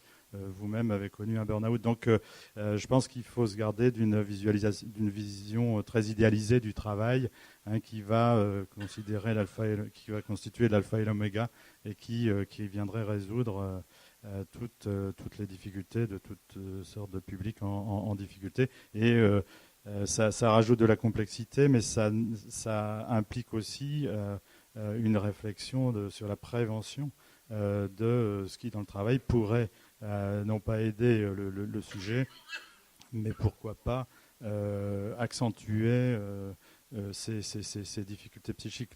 Le paradigme aujourd'hui du travail doit être très modulé. C'est bien sûr le travail, c'est notre revenu, notre épanouissement, notre connaissance, notre insertion sociale, mais c'est aussi dans toute une série de cas, et Dieu sait si les descriptions sont de plus en plus nombreuses dans tous les milieux professionnels, un milieu qui génère du trouble et de la maladie.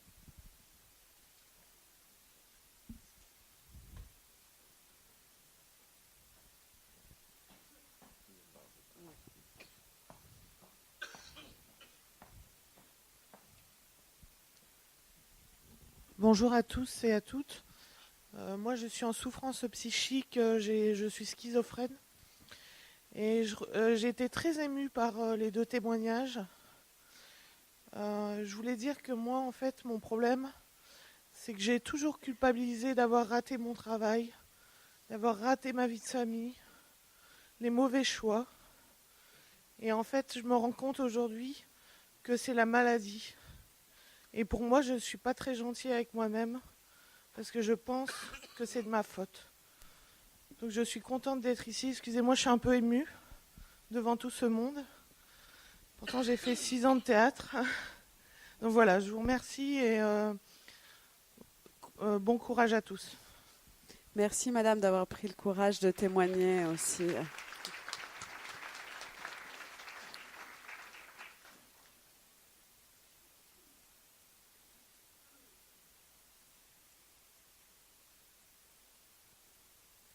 Peut-être pour rebondir sur effectivement la notion de travail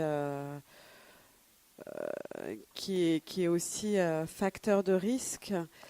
Quand j'échange avec les entreprises sur les risques psychosociaux, l'accompagnement de salariés qui sont en difficulté psychique sur leur poste de travail, souvent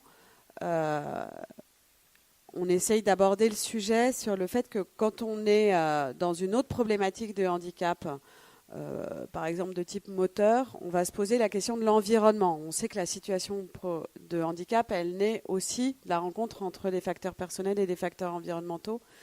Et on est au clair sur le fait qu'il va falloir se poser la question de savoir s'il y a des marches ou pas, est-ce qu'il y a de la pente qui est forte ou pas, pour que la personne puisse se déplacer librement dans l'entreprise. Et je trouve que ce qui est intéressant avec les situations d'accompagnement de personnes en situation de handicap psychique, c'est qu'on arrive à aborder cette question de l'organisation qui peut être facteur de risque avec cette même image de l'environnement. C'est-à-dire que si on accueille une personne, on l'accompagne et qu'effectivement on n'est pas capable de s'interroger sur son organisation du travail et dans quelle mesure elle crée du risque de la même façon qu'une marche va créer potentiellement un risque, pas pour toutes les personnes qui ont des problèmes de mobilité, pas dans toutes les configurations, mais on crée potentiellement des conditions qui sont défavorables pour la personne qui est en situation de handicap. Et bien dans le cas du handicap psychique, c'est la question de l'organisation, des facteurs de stress, et puis c'est le regard aussi non jugeant dont vous avez parlé. Donc je trouve que c'est à l'échelle locale, en tout cas, ça peut être une opportunité pour en parler dans les organisations qui sont assez frileuses à aborder ces sujets-là.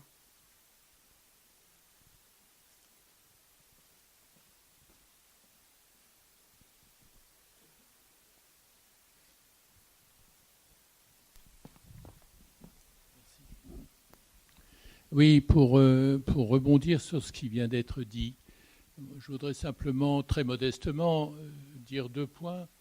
Premier point très positif, de voir qu'effectivement, avec une organisation, avec un parcours non seulement aménagé, mais je dirais bien balisé, etc., on peut y arriver. Mais ce que je voudrais quand même aussi dire, c'est qu'il n'y a pas que l'environnement. Il y a aussi la maladie. Quand on dit schizophrène, ça ne veut rien dire. On a une nosologie qui est datée, qui est hors de mode et qui ne sera pas probablement la nosologie de l'avenir. Un individu qui a une maladie mentale peut se situer dans, je dirais, un référentiel à plusieurs composantes. La composante dépression, hallucination, retrait social, maniaco, etc.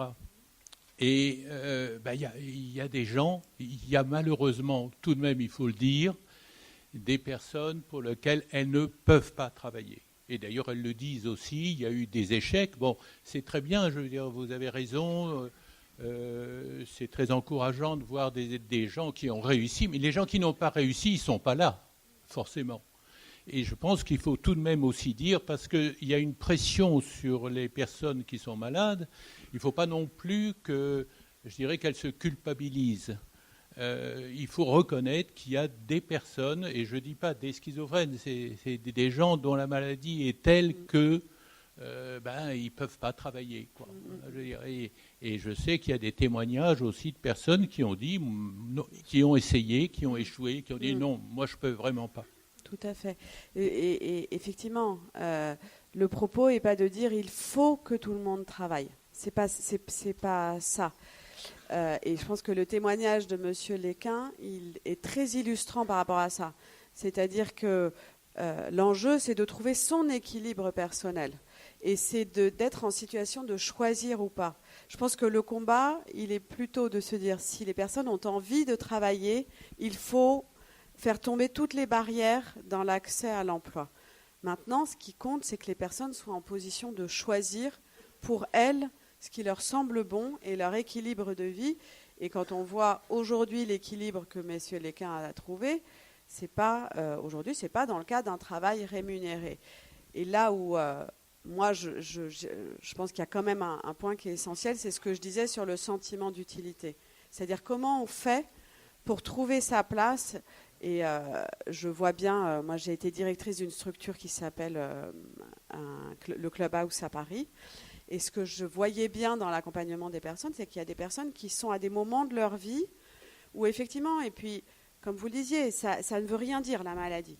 Ce qui compte, c'est la manière dont ça se répercute. Vous avez parlé de votre prise de poids, par exemple. Quelquefois, c'est ça qui pose problème. Ce n'est pas tellement la pathologie en elle-même. Et ça se manifeste de façon extrêmement variable. Et ce qui est intéressant par rapport à la qualité de vie au quotidien, c'est ça. C'est quelle est la répercussion dans mon quotidien et dans mon équilibre de vie. Et au Clubhouse, il y a plein de personnes, par exemple, qui sont en recherche d'équilibre de vie, et ça passe, par exemple, par du bénévolat. Ce qui, à mon avis, est très structurant, c'est le fait d'être en lien avec les autres, c'est le fait que l'action qu'on va mener va avoir une utilité pour les autres et par quelque chose qui nous dépasse, c'est-à-dire qu'il y a une utilité pour un collectif qui nous dépasse. Et ça, on voit que c'est central dans le processus de rétablissement.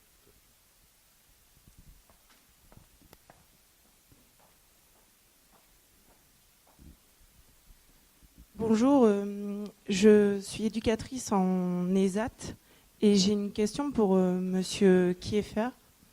Je me demandais, est-ce que c'est important pour vous que l'éthique vous accompagne tout au long de votre carrière professionnelle, ou est-ce qu'à un moment donné, ça peut être un autre service ou une autre personne qui vous accompagne et que l'éthique arrête ce suivi-là? Ou est-ce que c'est vraiment important pour vous de garder ce lien et ce suivi par l'éthique? En fait, je pense que c'est important parce que c'est pérenne, en fait, le suivi de l'ESAT éthique. Je sais que si un jour je peux rentrer en CDI ou en CDD dans une entreprise hors ESAT, ils me suivront. Et je bénéficierai toujours des avantages de l'ESAT. En fait. Je ne sais pas si je réponds à votre question. Oui, je voulais savoir, parce que comme moi je travaille en ESAT, on s'interroge aujourd'hui sur l'accompagnement des personnes qui ont des troubles psychiques, puisqu'on en rencontre de plus en plus dans notre travail. Et on s'interroge sur l'accompagnement qu'on peut apporter à ces personnes. C'est aussi pour ça notre présence aujourd'hui, ma collègue et moi-même. Et voilà, c'était vraiment ma question. Est-ce qu'on doit vous suivre effectivement même hors les murs quand ces personnes-là sont intégrées en milieu ordinaire ou et voilà, c'est vraiment ça qui nous intéresse, le lien qu'on peut faire avec l'extérieur et voilà, est-ce qu'on doit travailler avec d'autres services, enfin, c'est toujours un petit peu compliqué l'accompagnement des personnes et voilà, et on essaye de trouver notre place aussi dans cet accompagnement-là. Donc c'était vraiment ma question, est-ce que pour vous ça a du sens que ce soit l'éthique qui vous accompagne tout le long de votre carrière professionnelle? Tout à fait, oui. Merci. Non, vous avez répondu à ma question. Peut-être pour partager justement l'expérience qu'on a eue au Clubhouse, on s'est beaucoup posé la question parce qu'il y a un accompagnement qui est sans limite dans le temps. Et en fait, il me semble, en tout cas, une des réflexions qu'on a eues, c'était que est-ce qu'il faut qu'on pense l'accompagnement dans le temps et je dirais en amont, je ne sais pas. Par contre, qu'il y ait la possibilité de mobiliser un accompagnement en cas de besoin pour la personne ou par exemple pour l'employeur lorsqu'on est dans des situations de mise à disposition ou d'emploi. Là, on sent qu'il y a une puissance de savoir qu'il y a une personne ou un service qui peut être mobilisé. Mais par contre, de prédéfinir à l'avance, est-ce qu'il faut penser à un accompagnement long, court, dans tel format, c'est vrai que c'est assez compliqué. On va prendre... il y a plein de questions là tout d'un coup alors que l'heure passe.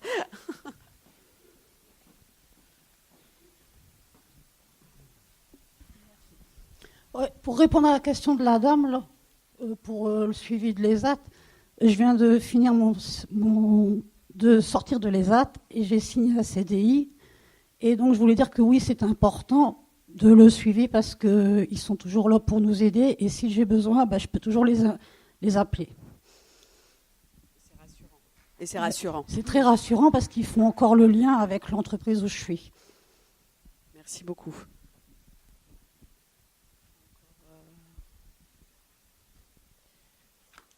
Bonjour, je suis Noémie, je travaille à l'EPSM Lille Métropole en tant qu'éducatrice. Je voulais remercier ces deux messieurs et toutes les personnes, les usagers qui ont pris la parole, notamment Joseph aussi. Moi, j'ai fait 2 secteurs de psychiatrie. Celui dans lequel je travaille, c'est Tourcoing, et je travaille essentiellement dans le foyer post-cure L'Étape, où on travaille la réhabilitation sociale. Je suis la seule éducatrice avec Cécile qui est en stage avec moi, et avec une équipe d'infirmiers et psychiatres. Et on est très souvent confrontés, moi je trouve en tant qu'éducatrice, à un peu le regard que mes collègues infirmiers peuvent porter en donnant la priorité aux soins et on verra après le travail. Et du coup, je voulais savoir un peu vous, comment vous aviez pu être accompagné, est-ce que vous vous êtes senti écouté dans votre souhait de vouloir travailler? On a tendance à faire d'abord le soin et après le travail. Je voulais un peu avoir un peu votre recueil par rapport à ça, si vous vous êtes senti écouté, bien accompagné. Si nous, au niveau aussi nous des sociaux, on a aussi des choses à revoir dans nos pratiques et les réponses qu'on peut vous apporter. Je pense qu'il faut déjà un bon équilibre au niveau de la santé pour travailler en fait.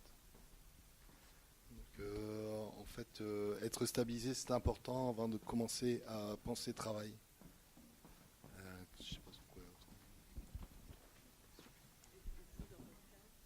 Moi, dans mon cas, oui, mon désir a été écouté quand j'ai parlé de travail, on m'a suivi et on m'a soigné. Et puis, c'est vraiment un investissement personnel et savoir qu'il faut être entouré par les bonnes personnes au bon moment, quoi.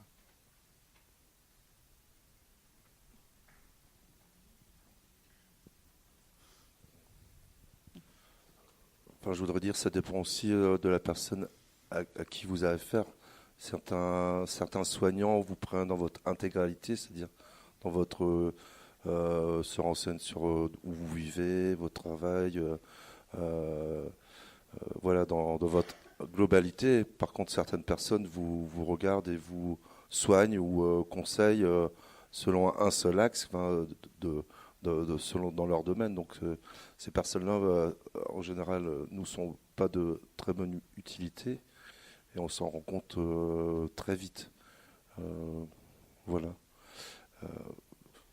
je pense qu'il faut vraiment prendre la personne dans sa globalité et non pas comme un malade ou quelqu'un qui a des problèmes pour se loger, voilà. Mais bon, les CLSM sont en train de mettre un peu des liens entre tous ces organismes et vers une proposition de soins, d'accompagnement aux personnes qui le désirent pendant leur parcours. Bonjour, Virginie Skripzak, je suis infirmière en santé au travail depuis maintenant 7 ans, mais j'ai un parcours de plus de 20 ans en psychiatrie, donc je suis sur les 2 tableaux. Donc moi, ce que je voulais faire comme remarque, c'est qu'on a l'impression en santé-travail de ne pas être sollicité, d'être un peu les oubliés, et le lien avec la santé mentale sont très difficiles. Quand on a des salariés qui sont en difficulté, qu'on sollicite les CMP, on nous dit il faut passer par le médecin traitant et puis on verra. Et souvent, c'est non, la personne est en arrêt de travail et on n'est même pas sollicité pour comment faire en sorte que je ne sois pas éloignée trop longtemps du travail, comment on peut les accompagner, voilà. C'est vraiment un sentiment, c'est difficile. Je partage tout à fait votre observation, c'est que malheureusement, on ne sait pas très bien se parler entre les services de santé liés au travail et les services de santé d'accompagnement. Alors je pense que dans le médico-social, ils ont plus l'habitude d'être en lien, mais effectivement, santé à santé, c'est difficile et après c'est un peu au bon vouloir des personnes en fait. Donc il faut avoir la chance de tomber sur les bons médecins, les bons soignants. Oui, si vous avez terminé, je vais m'autoriser juste une remarque. Je tenais moi également à remercier les intervenants de ce matin, puisque j'ai passé un moment très agréable. Donc moi j'ai été éducateur pendant quelques années en psy et actuellement je travaille sur des réseaux qui traitent de précarité et de santé mentale. Et aussi sur un conseil local, comme l'évoquait monsieur, mais pour la ville de Tourcoing. Et je tenais en fait à dire que moi je travaille avec beaucoup de professionnels de la santé mentale ou du médico-social. On parle énormément de ces sujets, mais on le fait rarement aussi bien que vous ne l'avez fait ce matin. Je tenais simplement à dire que malgré mes 20 années de psychiatrie et de communicant, entre guillemets, sur les problèmes de handicap psychique ou de santé mentale, j'ai été particulièrement ému par vos témoignages respectifs. Et je les ai trouvés à la fois émouvants et techniques.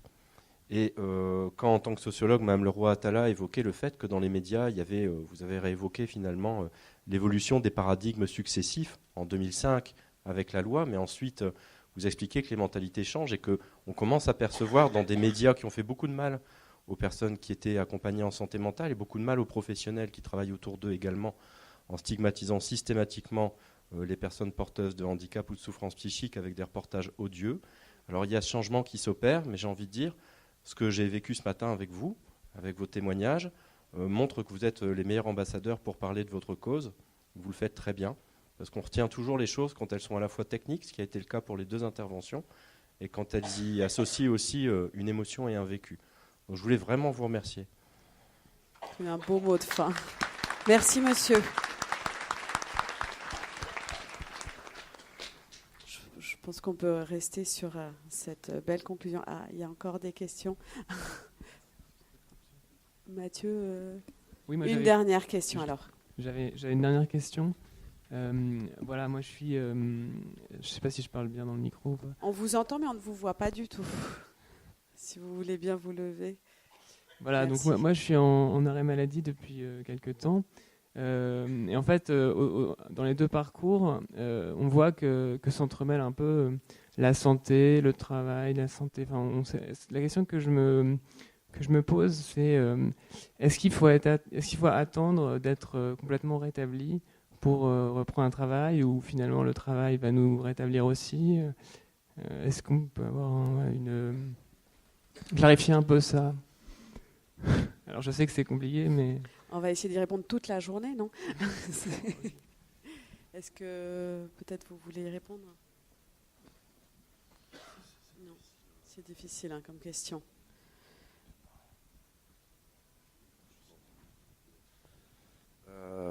Ça dépend, il faut quand même un minimum, déjà se sentir bien, quoi. Je pense que c'est se sentir bien, être en accord avec soi-même. Après, voilà, chaque expérience est différente et voilà. Enfin, moi je dirais il faut déjà se sentir bien, avoir envie de le faire, et puis et que ça a un sens, ouais, voilà, que c'est une utilité. Si c'est juste pour sortir du chômage ou retrouver un travail, pour moi ça n'a pas de sens. Ça sert à rien. Moi, c'est ma vision. Peut-être pour vous donner une piste, ce qui me semble important, c'est en tout cas vous poser des questions. Le travail, en fait, ça ne veut rien dire. C'est comme la pathologie, ça ne veut rien dire. C'est si vous reprenez le travail, qu'est-ce qu'il faut réunir comme conditions qui sont favorables pour vous, compte tenu de votre état de santé aujourd'hui? Et puis, comme disait M. Lequin, est-ce qu'aujourd'hui, c'est structurant, important ou pas pour moi dans mon quotidien? Et si ça l'est, dans ce cas-là, qu'est-ce qu'il faut que j'arrive à réunir comme conditions qui sont nécessaires à mon équilibre? Et je pense que ça vous aidera en tout cas à y répondre pour vous, parce que c'est à mon avis pas une question à laquelle on peut répondre dans l'absolu. Merci. Merci à vous. Je vais prendre peut-être la parole pour le dernier témoignage. Alors moi, je suis Nathalie Fourdin, je suis coordinatrice d'un pôle inclusion au Centre Lillois de réadaptation professionnelle, qui est un établissement médico-social. Et pour rajouter une note positive à tout ça, nous, on vient de démarrer une nouvelle expérience avec 11 entreprises qui ont pris en stage en immersion pendant une période de 6 mois, 11 personnes en situation de handicap psychique, donc 10 entreprises du milieu ordinaire de travail et un ESAT. Donc c'est vrai que les entreprises commencent à ouvrir leurs portes à ce type de handicap. C'est loin d'être simple. C'est quand même le handicap qui est extrêmement difficile aux entreprises à gérer parce qu'elle est génératrice aussi de troubles psychiques dans ces environnements de travail. Donc quand vous rentrez avec cette thématique dans l'entreprise, il est clair que souvent on est sollicité aussi pour des collaborateurs en situation de handicap psychique, salariés de l'entreprise. Donc il y a un effet miroir qui est positif, puisque l'entreprise se pose aujourd'hui la question d'accompagner aussi ses collaborateurs en situation de handicap psychique. Donc le fait de faire une expérience humaine avec nos stagiaires qui ont des compétences, ce sont des personnes certes qui ont un handicap psychique, mais avec des compétences et une motivation à retravailler. Et ça reflète au niveau de l'entreprise, ça a un impact extrêmement positif de se repositionner, d'avoir sa place dans l'entreprise avec sa différence. Mais il y a plein d'autres différences en entreprise. On parle de diversité. Pour moi, le handicap, ça fait partie de la diversité en entreprise. Il faut savoir aujourd'hui, effectivement, accueillir la différence parce qu'elle a toute sa richesse. Et on apprend aussi parce qu'on remet l'humain au cœur de ces organisations. On a beaucoup déshumanisé, utilisé les nouvelles technologies, communiqué par mail, par visioconférence ou autre. Là, on remet l'humain au cœur des organisations, au cœur du management. Donc, effectivement, le handicap psychique permet à l'entreprise de se poser les bonnes questions, de redonner du sens, à ses valeurs humaines, pas que économiques, elles peuvent être compatibles, à faire en sorte aussi que leurs collaborateurs soient fiers, que leur entreprise accueille des personnes différentes dans ses environnements de travail. Et je vous rappelle aussi, comme vous l'avez dit, qu'on peut être tous à un moment de notre vie en situation de handicap. Donc ne faisons pas aux autres ce qu'on n'aimerait pas que l'on nous fasse. Donc apprenons ensemble à vivre ensemble, à travailler ensemble et à faire de nos sociétés bien plus inclusives qu'elles ne l'est. Merci Madame pour ces mots encourageants. On va rester là-dessus. Et du coup, maintenant, il y a des différents ateliers. Je laisse la parole à Mathieu qui va donner les instructions pour la suite.